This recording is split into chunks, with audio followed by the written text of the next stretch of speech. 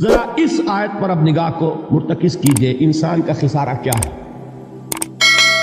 دیکھیے، سب سے پہلے میں آپ کی توجہ دلاؤں گا، ذرا آنکھیں کھول کر قلب حساس کے ساتھ نوع انسانی کا مشاہدہ کیجئے۔ کیسے کیسے دکھ، کتنی تکلیفیں، کتنی محنت، کتنی مشقت ہے جو ہر انسان کا مقدر۔ قرآن مجید میں ایک مکمل سورت ہے، سورت البلد، اس میں اللہ تعالیٰ نے متعدد قسمیں کھا کر ایک بات کہی، لا اقسم بہذا البلد وانت حل بہذا البلد ووالد وما ولد لقد خلقنا الانسان فی کبد۔ ہم نے انسان کو مشقت ہی میں پیدا کیا، یہ مشقت ہر انسان کا مقدر ہے۔ لوگ گھروں کو چھوڑ کر آئے ہوئے ہیں، کہاں کہاں انسان جاتا ہے، یہ اس دنیا میں محنت اور مشقت۔ ہاں، ایک مغالطہ ہو جاتا ہے کہ شاید یہ محلوں میں رہنے والے جو ہیں انہیں کوئی مشقت نہیں، انہیں کوئی دکھ نہیں، حالانکہ حقیقت یہ نہیں ہے۔ جو جتنا امیر ہے آپ دیکھیں گے اس کی جسمانی مشقت کم ہے، ذہنی کوفت زیادہ ہے۔ ٹرینکولائزرز کی انہیں ضرورت پڑتی ہے، انہیں سیڈیٹیوز چاہیے، خواب آور دوائیں مزدور کو نہیں کبھی ضرورت پڑے گی۔ وہ 8 گھنٹے کی محنت کرنے کے بعد ایسا سوتا ہے کہ وہ صبح ہی کی خبر لے گا۔ اور یہ وہ لوگ ہیں کہ جن کو ہپنوٹکس، خواب آور دوائیاں، سیڈیٹیوز، مسکن ادویات، یہ سارا لیبلیم اور یہ ویلیم اور یہ فلاں اور یہ فلاں، یہ کس کے ہاں جاتی ہے؟ ذہنی سکون اور اطمینان انسان کو حاصل نہیں۔ کسی کی جسمانی مشقت ہے، کسی کی ذہنی مشقت۔ میں آپ کو یاد دلانا چاہتا ہوں مہاتما گوتم بدھ کا معاملہ۔ 30 برس کی عمر میں کپل وستو کا شہزادہ محل کو چھوڑ کر نکل گیا، جوان بیوی کو سوتا ہوا چھوڑ کر گیا، شیر خوار بچے کو چھوڑ کر گیا۔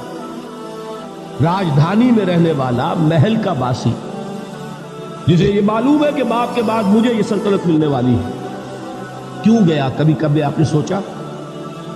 اس نے انسان کے غم اور دکھ کا مشاہدہ کیا۔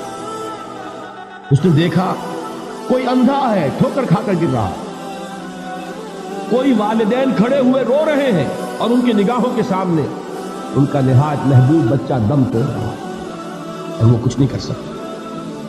اس نے سوچا یہ صدمہ کیوں ہے انسان کا، یہ دکھ اس کا مقدر کیوں ہے؟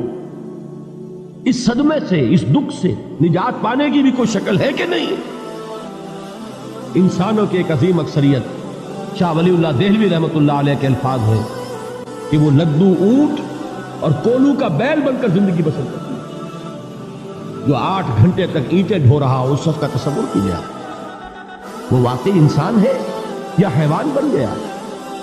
اور 8 گھنٹے کی اس محنت کے بعد بھی ہو سکتا ہے کہ 2 وقت کی روٹی اسے پوری نہ ملے۔ اور یہ تو ہو سکتا ہے، نہیں ہوتا ہے، کہ اگر بچہ بیمار پڑ گیا ہے تو شاید کوئی برتن بیچے بغیر اس کی دوا کا سامان نہ کر سکے۔ ایسا شخص کتنے بوجھوں تلا دبا ہوا ہے، کتنی مشقت کے اندر پسا ہوا ہے۔ لدو اونٹ اور کولو کا بیل، انسانوں کی عظیم اکثریت کی سطح پر زندگی بسر کرتی ہے۔ لیکن آپ کو معلوم ہے کہ کولو کے بیل کے لیے مشقت ہی مشقت ہے، اس کے احساسات یہ نہیں ہیں جو کہ ان سے انسان کو جو صدمہ پہنچتا ہے۔ ایک بیل کو اس سے کوئی غرض نہیں کہ اس کا کوئی بچہ بھی تھا کہ نہیں تھا، اس کو کوئی بخار ہوا ہے یا کیا ہوا ہے، اس صدمے سے وہ بیل بچا ہوا ہے۔ گھوڑے کو کوئی پتہ نہیں کہ میرا بھی کوئی اولاد میری ہے یا نہیں ہے، مجھے اس کا کوئی صدمہ ہے یا دکھ ہے، کوئی پتہ نہیں۔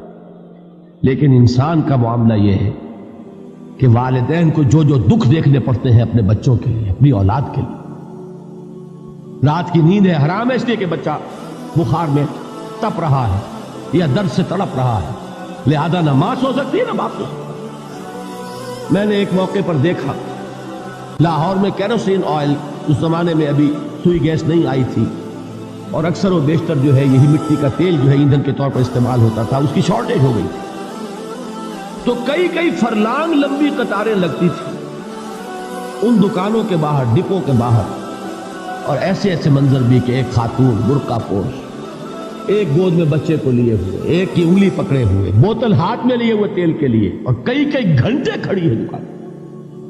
یہ مشقت انسان جھیلتا ہے کہ غالب نے اس کا نقشہ کھینچا ہے کہ رنج سے خوگر ہوا انسان تو مٹ جاتا ہے رنج.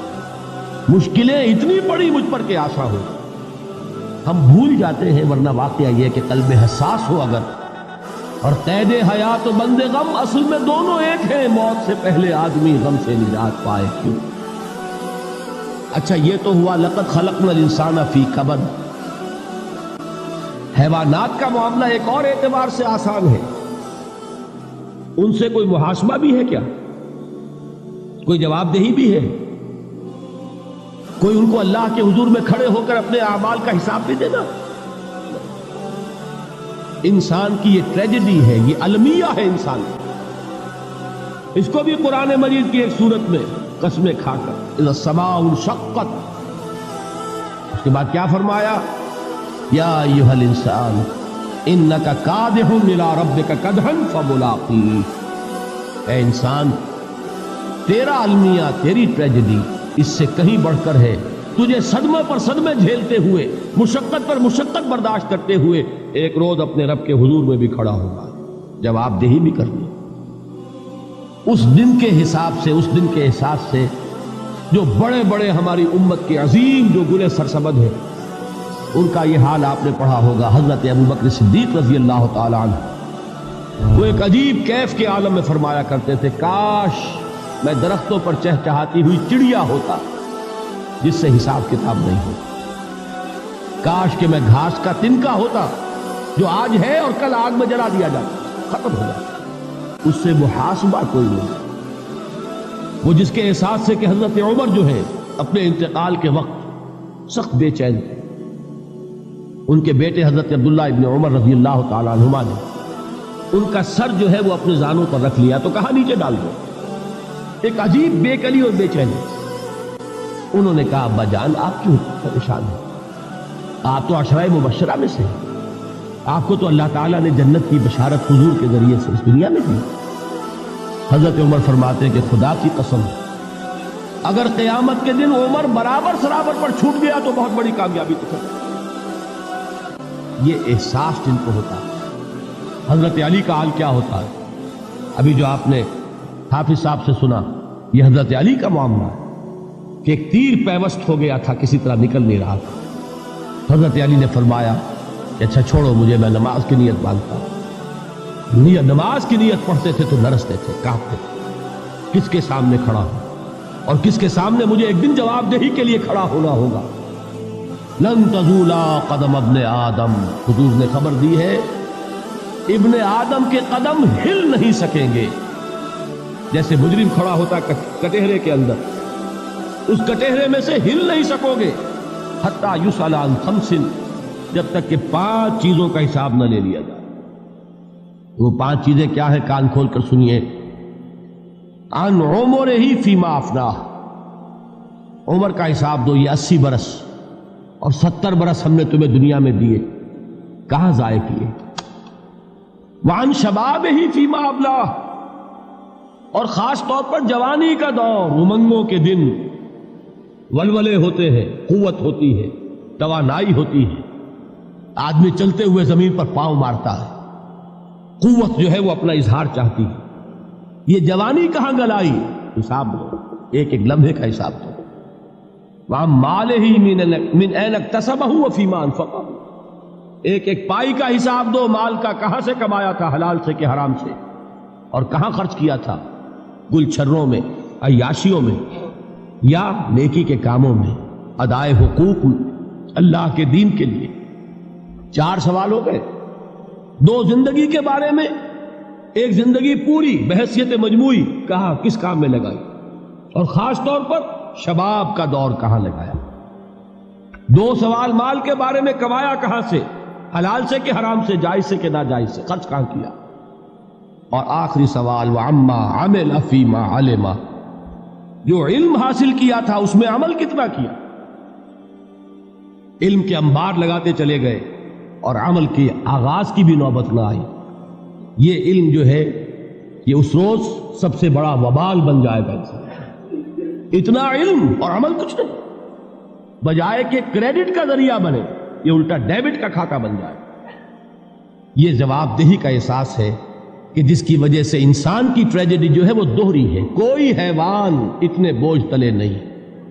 مشقت کی، محنت کی، اس زندگی میں ختم ہوئے، اس کے بعد کوئی محاسبہ نہیں. اس کو بھی غالب نے خوب کہا ہے کہ اب تو گھبرا کے یہ کہتے ہیں کہ مر جائیں گے، اور مر کے بھی چین نہ پایا تو کدھر جائے. یہ ہے وہ ہیومن ٹریجڈی